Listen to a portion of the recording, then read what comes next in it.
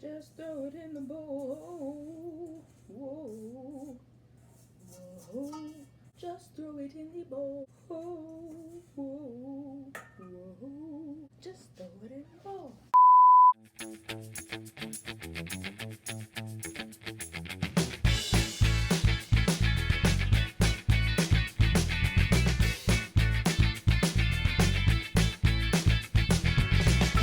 What's up, YouTube? It is I, Breezy, and welcome back to my channel. I know it's been a minute since I did a video. I think it's been almost a month now, but I started a new job in addition to my current job at the bakery.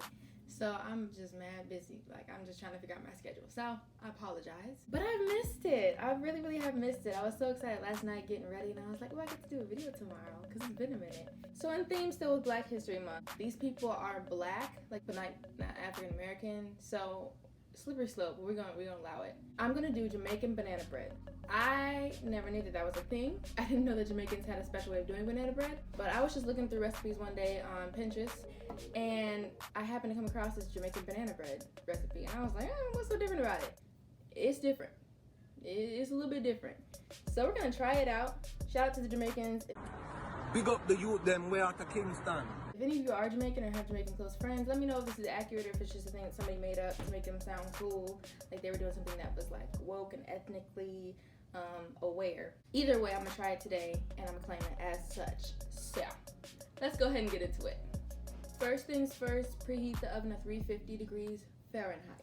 So first we're gonna grab our bowl, which has, I'm going to grab my bowl, which has 2 cups of flour in it already, just normal, all-purpose, unbleached. Then I'm gonna add 3/4 teaspoons of baking soda and a 1/2 teaspoon of salt.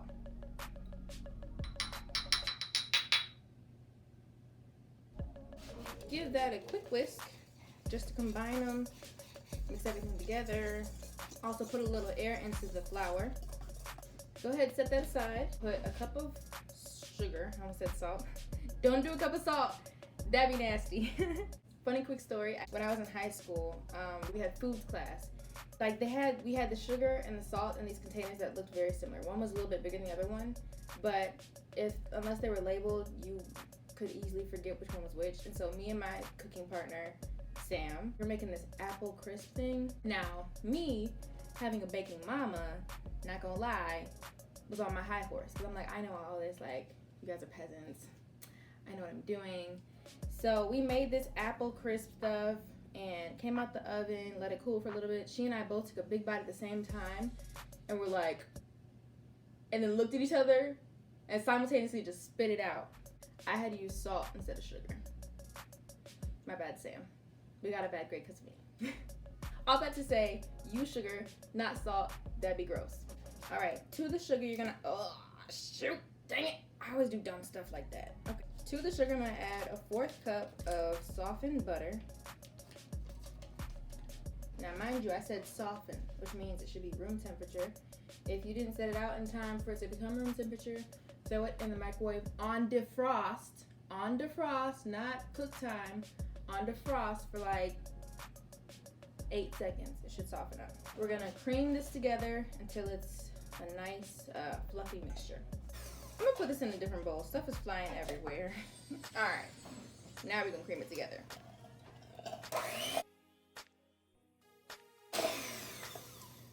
I think that's enough. Now we're gonna add in the eggs, which is 2 eggs, 1 at a time, and beat in between each addition.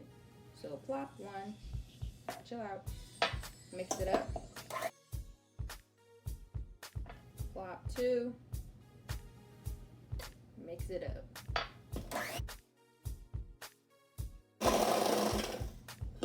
Fin, which means finished in French.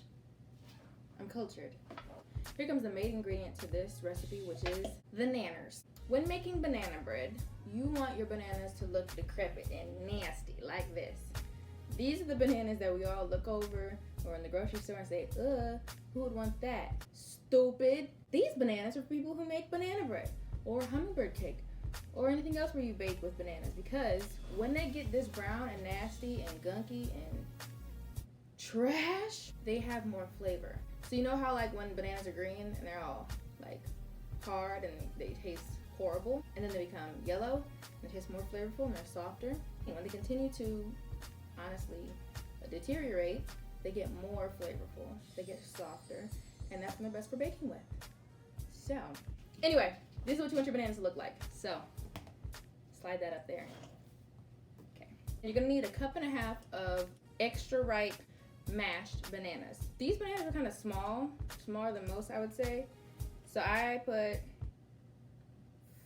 5 in there.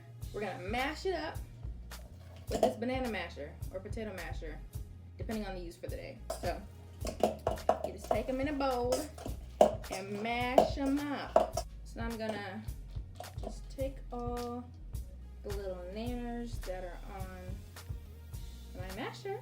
We don't waste nothing around here, remember? Bring back the butter and egg mixture and sugar mixture, I guess. Oh, hold on. Let me measure these first. Gonna pour it in. Ooh, I think this will be just about right, actually. My calculations were precise. Yes.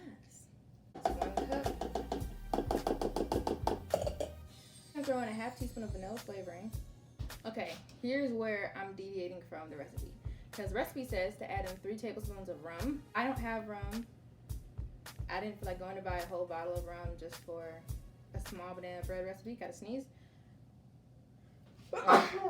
But what I do have is rum extract, which is more potent than rum. So I'm trying to figure out how much I want to add. I'm gonna do 2. Woo, strong. I'm gonna add 2 teaspoons.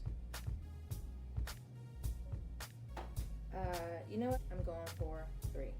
That's a tablespoon of rum. I'm gonna stop there. I'm not gonna do any more than that because that will probably make it bleh. The last addition to this part is gonna be a 4th cup of sour cream. The recipe said to use yogurt, but like plain yogurt, and I don't have plain yogurt. Well, what you can substitute yogurt for oftentimes is sour cream. So that's what I'm doing. Now go ahead and mix this all together with your hand mixer.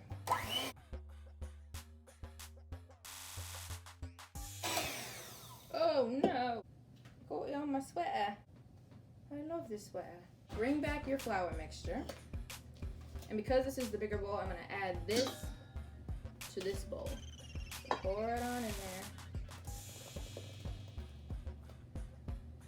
Looks super appetizing, right? Mix this all together.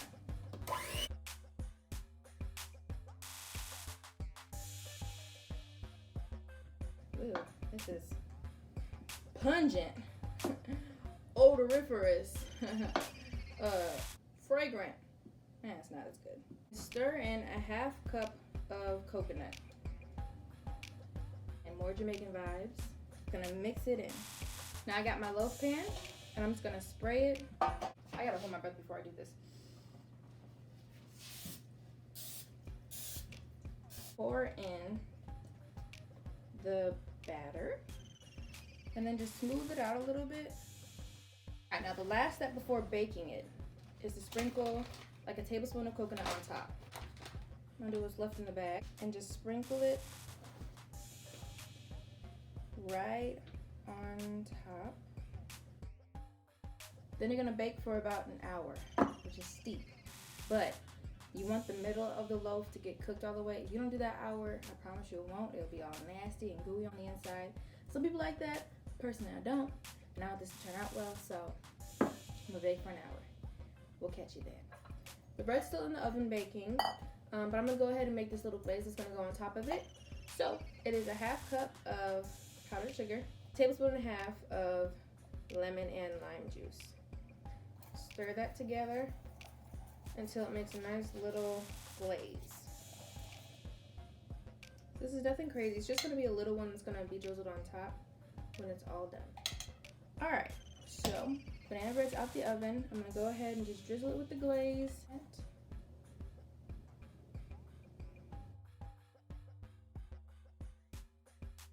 And just pour the rest of it on top.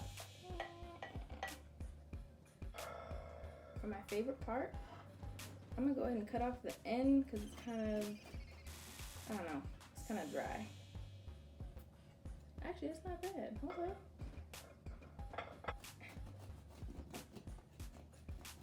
Okay.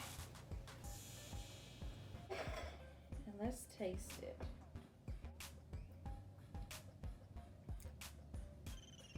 It honestly doesn't taste that banana-y to me. The glaze is nice. It's not bad. It just doesn't taste super banana-y to me somehow. Like, I think I could have added in the last banana. It'd have been fine.